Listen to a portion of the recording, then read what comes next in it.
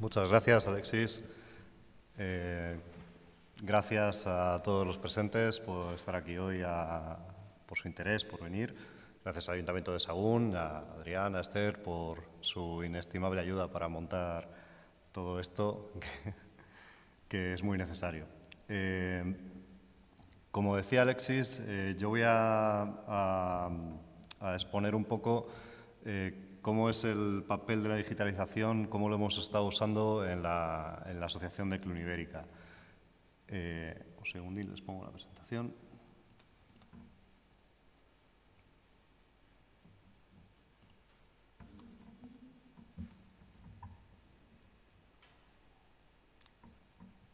No carga. A ver, ¿qué está pensando? Perdón. Ahora, vale. Bueno, como decía, ¿por qué la Asociación Clunibérica se apoya mucho con la digitalización? Como ya sabéis, la Federación Europea de Sitios Cluniacenses, a la que estamos asociados o integrados, es el germen tanto de la asociación como de esta idea de apoyarnos en la digitalización. Se da la circunstancia que en propio Cluny está la Escuela de Artes y Oficios, que está asociada a la Universidad de París, en la que fueron pioneros en los años 80 en el uso de las herramientas informáticas en general. Cuando estaba un poco incipiente el mundillo, fueron pioneros a la hora de usarlas para hacer una interpretación de los restos del pasado.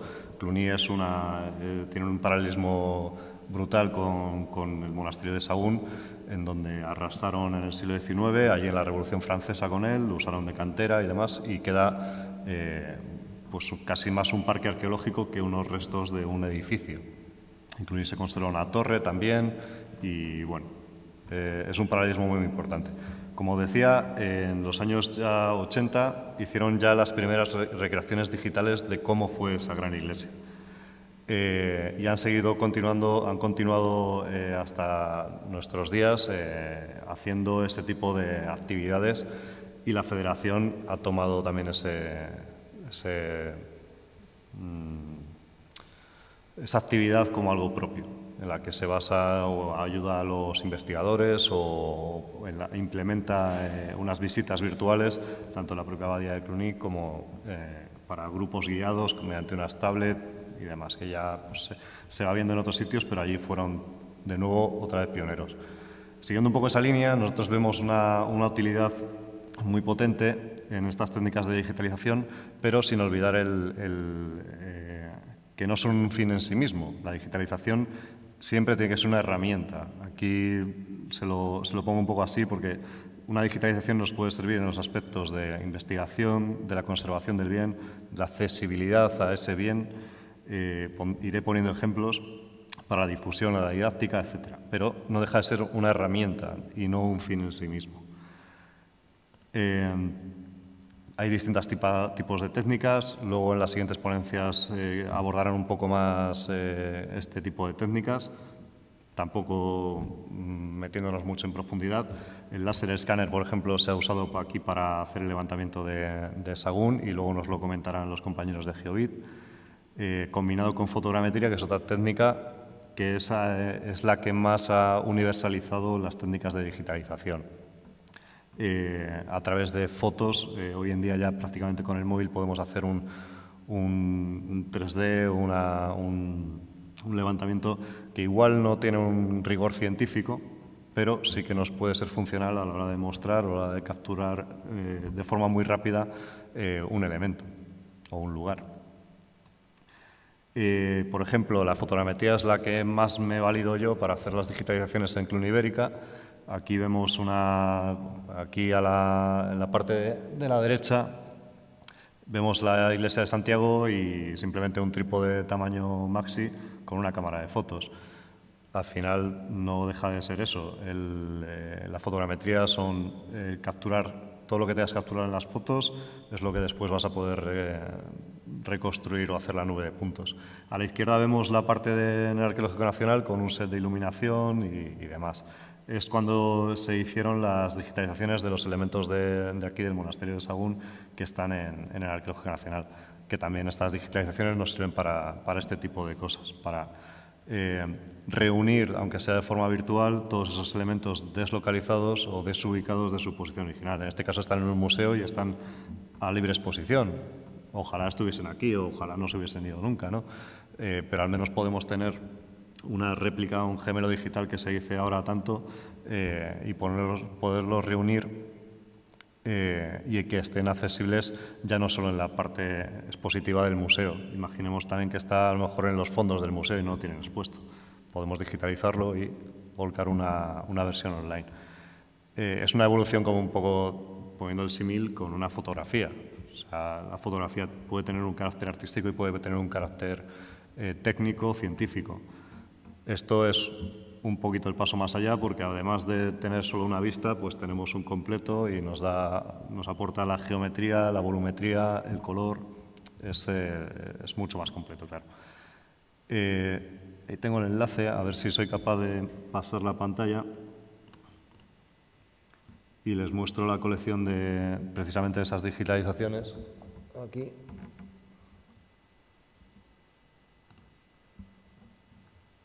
Este es el enlace que les quería mostrar. Este es los elementos digitalizados que tenemos de Sahagún. Aquí vemos estas del Arqueológico Nacional, la Virgen, el capitel con la arpía, la lauda de Alfonso Pérez. Este que está aquí está in situ simplemente, o este que está en el Museo Arqueológico de Palencia. Esto es una pequeña colección virtual que tenemos ahí, que está de libre acceso y, digamos, pues eso, reúne en un solo vistazo estos elementos que están cada uno en un lugar. Si entramos en cada uno, pues podremos ver distintos detalles o anotaciones y demás. Eso también lo va... es especialista el segundo de los ponentes, Néstor, así que no me voy a entretener mucho con ello. Pero bueno, aquí podemos ver la lauda y unas notas informativas que nos van aportando esa información de la pieza, ¿no? Volviendo, a ver, aquí, que ahora no la veo yo, perdón.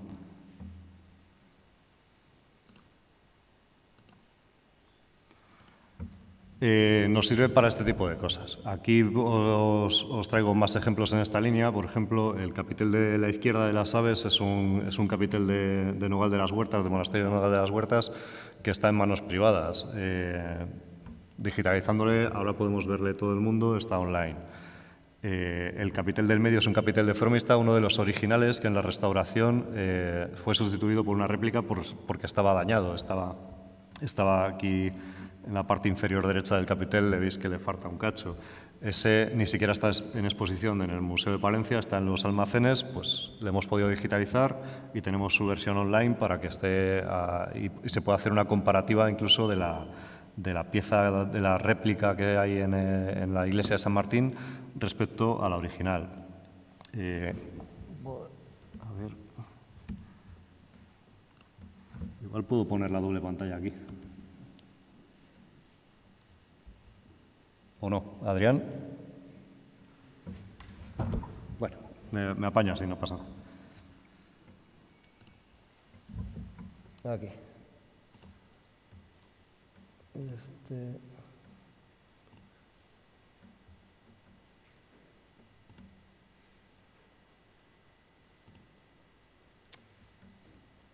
Perdonad, pero va un poco lento el ordenador. Y no veo bien cuál es la pestaña para enseñarles el capitel en concreto. Debería ser uno de estos.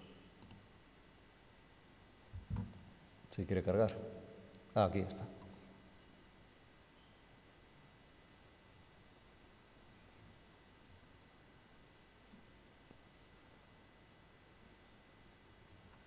Aquí le vemos. Esto es el que está en el almacén. Despacio.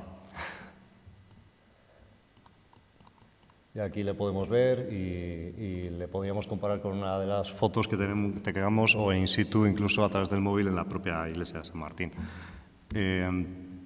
Hay en otras ocasiones que no es porque estén ya desubicados, sino que Directamente están los casos de arriba a la derecha que les enseño aquí. Son dos capiteles de San Celio que están conservados in situ, pero están empotrados dentro de un machón, de un machón moderno.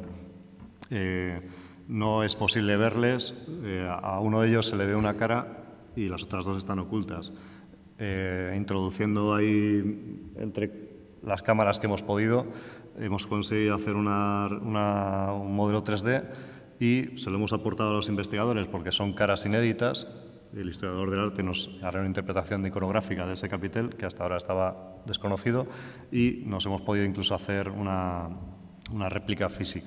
Este capitel, a ver si pasa la página, se ve esto y esta es la cara contraria. La parte de la izquierda es la cara contraria.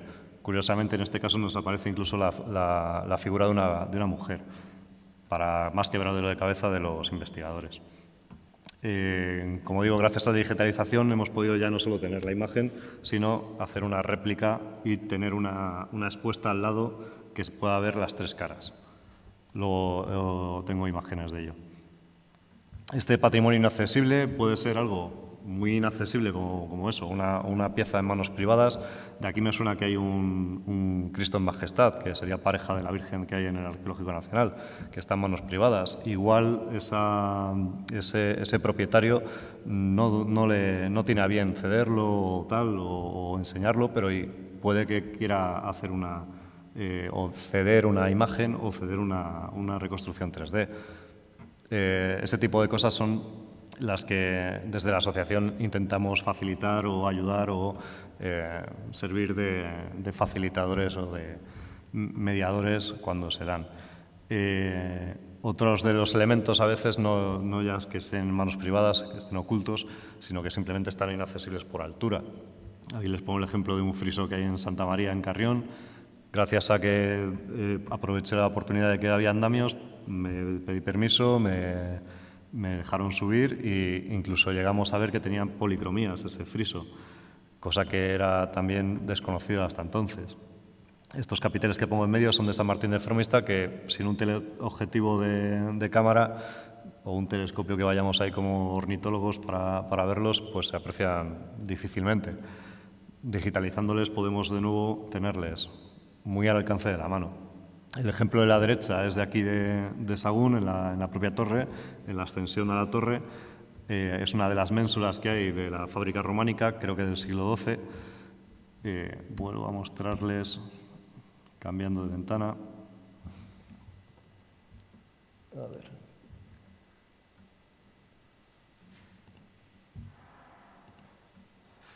Igual, teniendo tantas ventanas abiertas es por lo que se me está petando.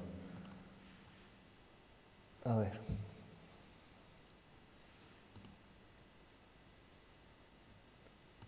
Fuera. Esta.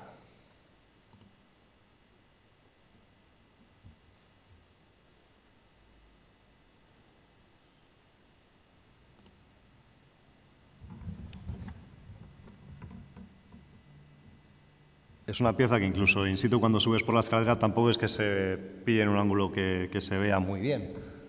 Aquí, si quiere acabar de cargar... Bueno.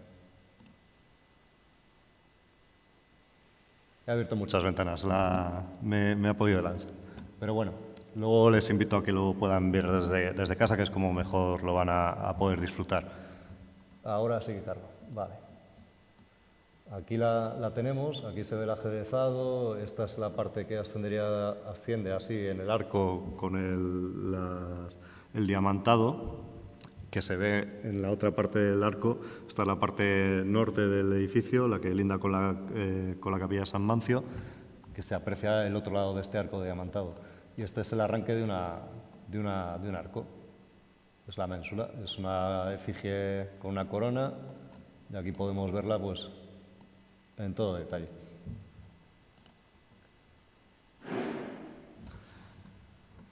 De nuevo, por aquí.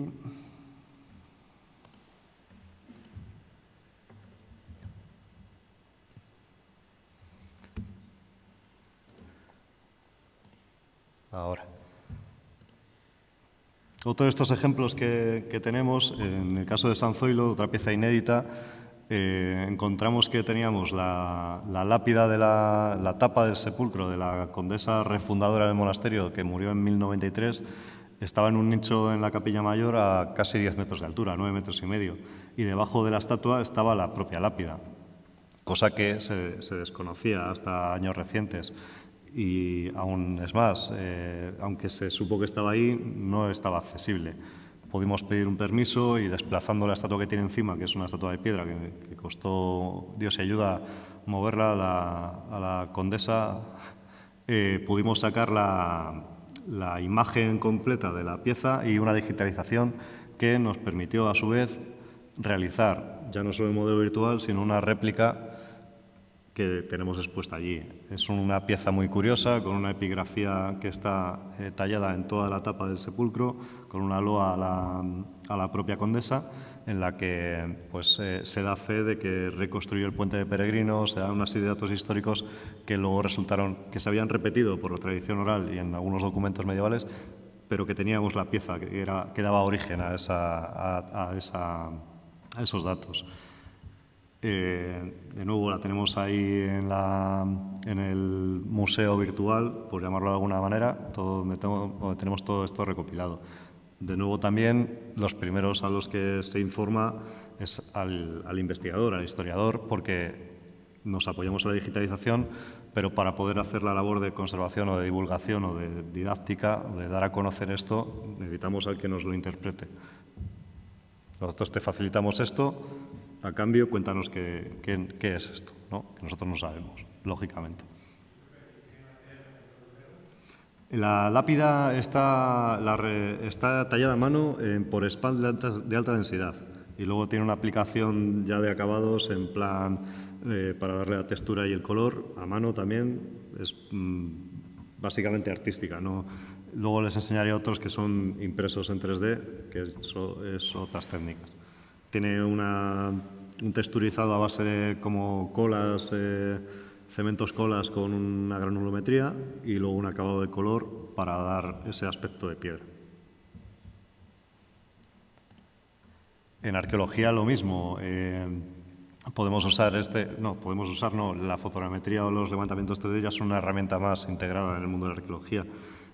Súper útil. Aquí les pongo un ejemplo con una planta también de ahí de San Zoilo, de las últimas intervenciones arqueológicas, que la arqueología es una ciencia destructiva también. En la medida que avanza, tiene que destruir un estrato para seguir continuando. Podemos hacer un estado de la cuestión que va más allá de una foto, con una geometría fidedigna, exacta, con un nivel de tolerancia.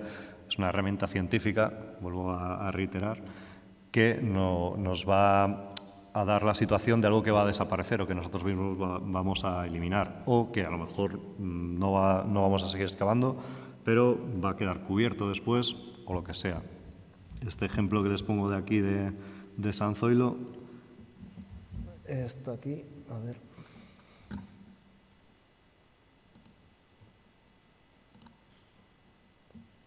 Este era, perdón.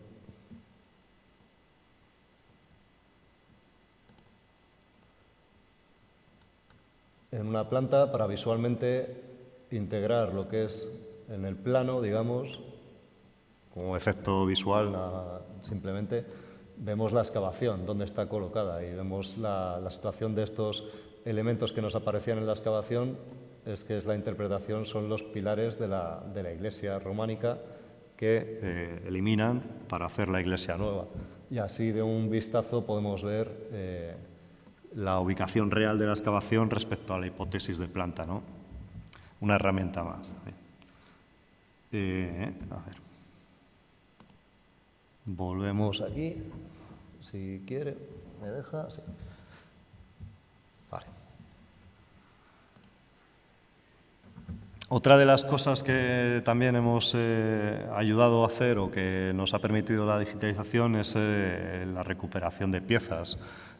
A través de una digitalización hemos podido hacer unas réplicas. Esto no es algo que sea novedoso, toda la vida se ha podido hacer.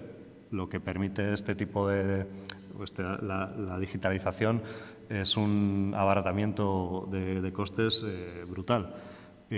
Aquí les ilustro con una imagen de un antiguo, es la piedra epigráfica de la refundación de un antiguo monasterio que pertenecía a Sagún, en la parte norte de Palencia, que la piedra, arriba a la izquierda, estaba en una casa particular, es de 1105, el monasterio es donado a Sagún en 1049, pero es refundado en 1105.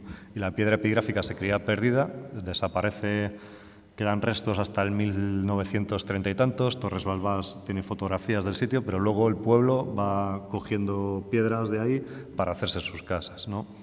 Y la piedra epigráfica apareció hace escasos años.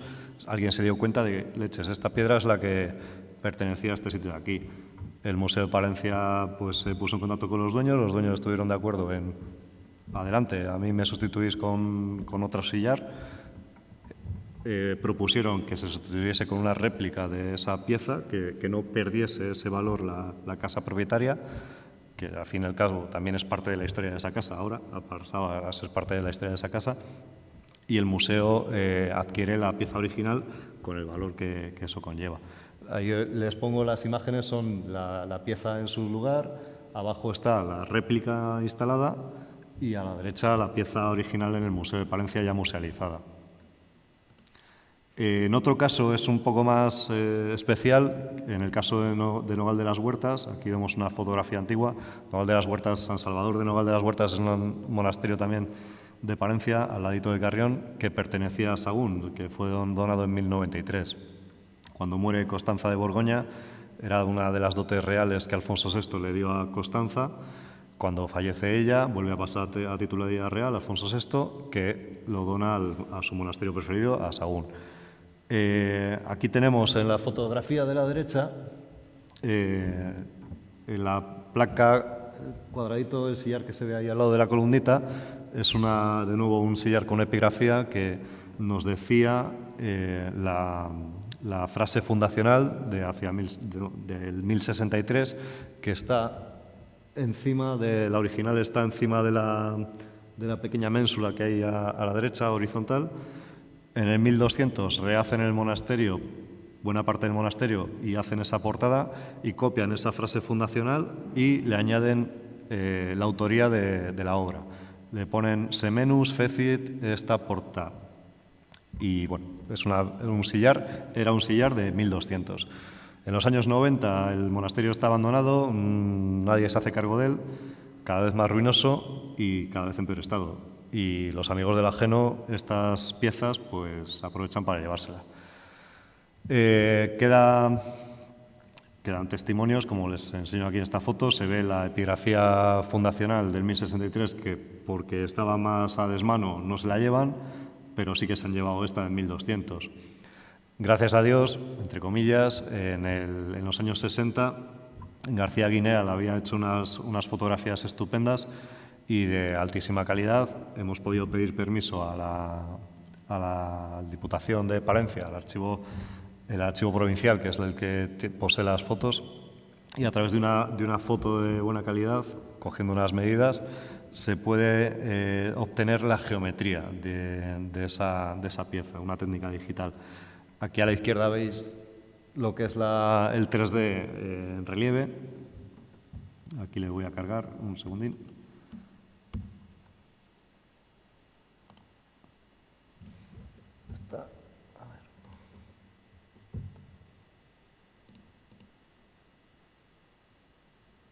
Esta es la otra pieza, la que les enseñaba antes.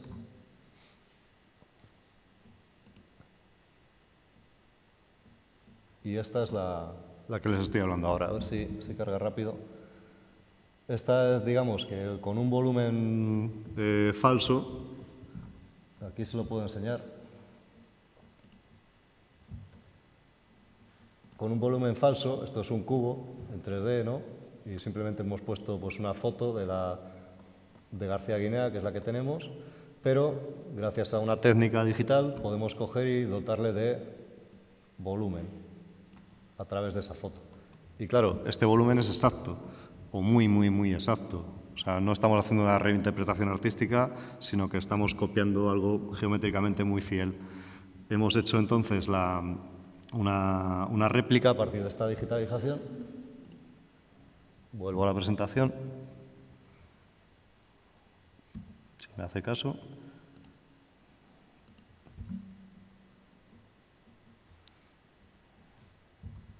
Sí, me hace caso. Perdón otra vez. Aquí. Esta es la digitalización que les enseñaba y esta es la réplica que está, pues, ha sido impresa y hecha un vaciado de un negativo de silicona y luego volcado en resina porque va a ser una pieza que se va a instalar, como ven abajo, en la intemperie y demás. Se le ha dado un acabado de color para imitar a la piedra. Se le ha puesto las medidas originales, las hemos podido deducir a través de esas fotografías de García Guinea. No hemos querido imitarlas, las hemos dado un 5% más pequeñas para no incurrir en un falso histórico y además la hemos señalado con una pequeña C de copia, a mi modo de ver se deben hacer las cosas. Estoy intentando pues, explicar la historia de ese elemento, pero sin engañar a la gente, ¿no? Esto es otro de los elementos o de las utilidades a las que hemos dado en la asociación, las digitalizaciones. Otro más que hace apenas 15 días hemos tenido una ponencia en Santa María del Castillo, en Fromista, sería la aplicación de colores, las policromías, como una herramienta más a la hora de hacer hipótesis de un decurso histórico de una pieza en su color.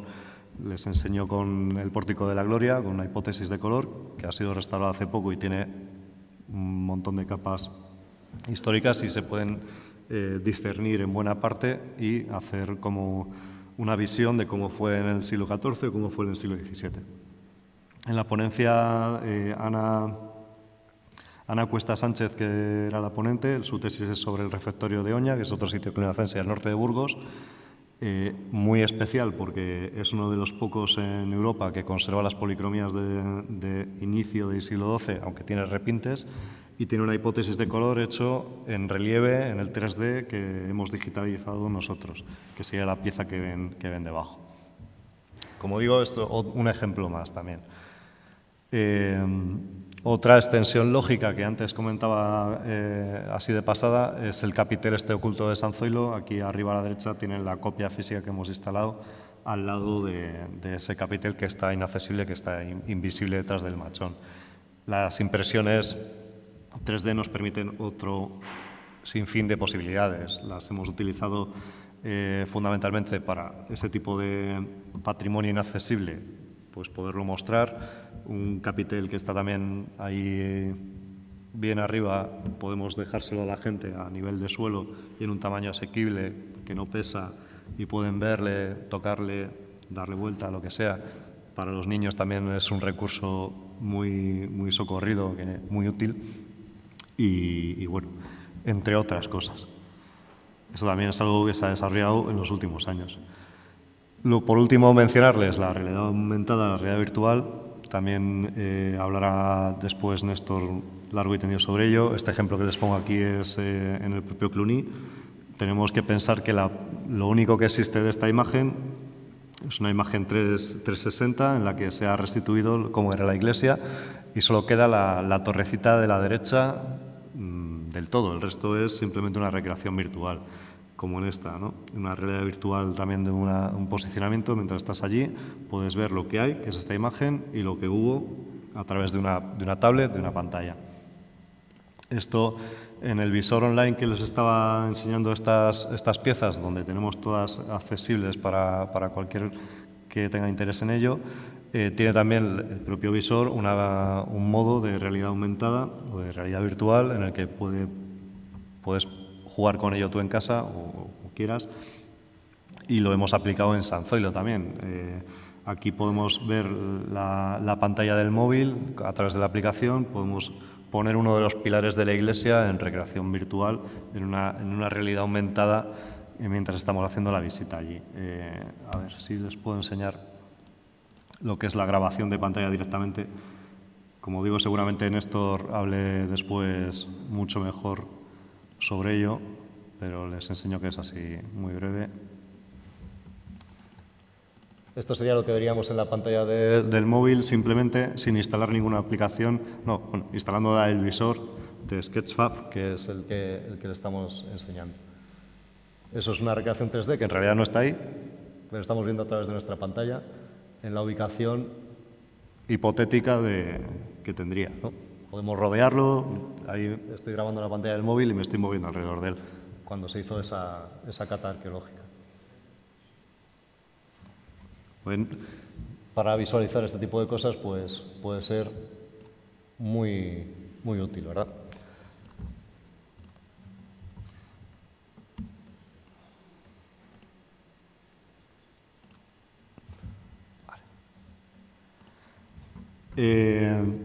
Esta parte de las recreaciones 3D o de las hipótesis las usamos también para mejorar las museizaciones del propio sitio, las dejamos a disposición de los sitios. En el caso de San Zoilo tenemos el capitel ese impreso, pero en la campaña de digitalización, cuando digitalizamos las piezas de Sagún, en el 2018 ya, hicimos también una pieza de San Zoilo, que en la Arqueología Nacional se conserva una arqueta de marfil del año 960, 950 y tantos, árabe, que está en exposición permanente en la Arqueología Nacional de Madrid. Pues al menos nos hemos traído la digitalización y la podemos exhibir en el monasterio a través de una pantalla, o sea, tirando a través de códigos QR que puedas el visitante consultarlo en el móvil, más tarde o en casa o en el momento, como sea, o hacer las recreaciones volumétricas a partir de las investigaciones de las excavaciones arqueológicas, de las investigaciones de los especialistas, etcétera, y aportarlas al propio sitio para enriquecer la propia visita al sitio.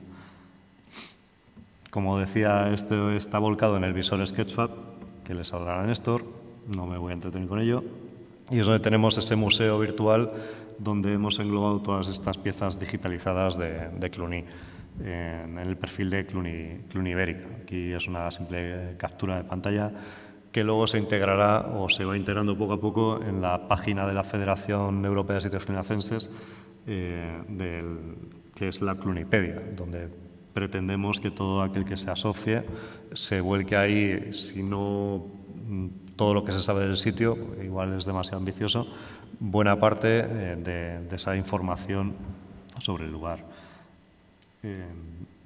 Para poder verlo aquí.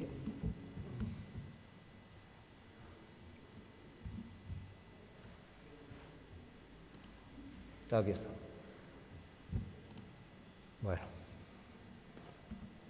Perdonad de nuevo.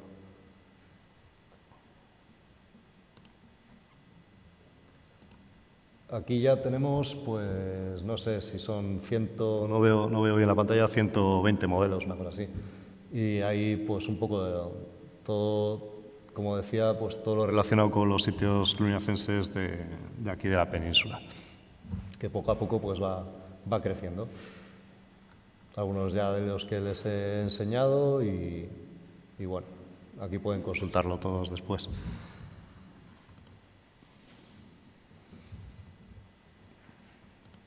Vale. Esto también ha sido gracias al apoyo fundamental de que nos preste el apoyo los ayuntamientos de las localidades, el de Sagún, el de Fromist, el de Carrión, las entidades privadas como el hotel en San Zoilo, o el apoyo de las personas particulares que componen la asociación. Somos 50 personas en la asociación, unas 40 son personas a título individual particular, 5 son ayuntamientos y otros 5 son entidades privadas, empresas, un bar o el hotel, como mencionaba. La Diputación de Palencia también nos apoya y la Junta de Castilla y León. Con la Junta de Castilla y León ya venimos colaborando varios años, gracias a ellos se pueden hacer las jornadas cluniacenses también, muchas de estas digitalizaciones también, y nos ha prestado un escaparate online haciendo una página de sitios cluniacenses en Castilla y León.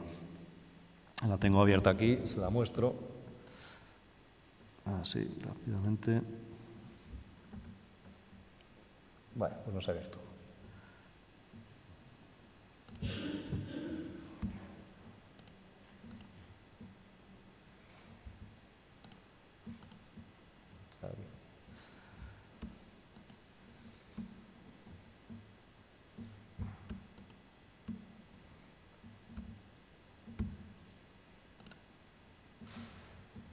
Joder, pues acabo antes exponiéndola.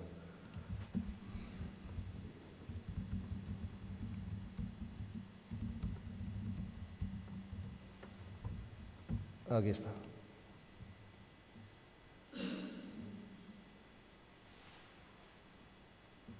Se carga.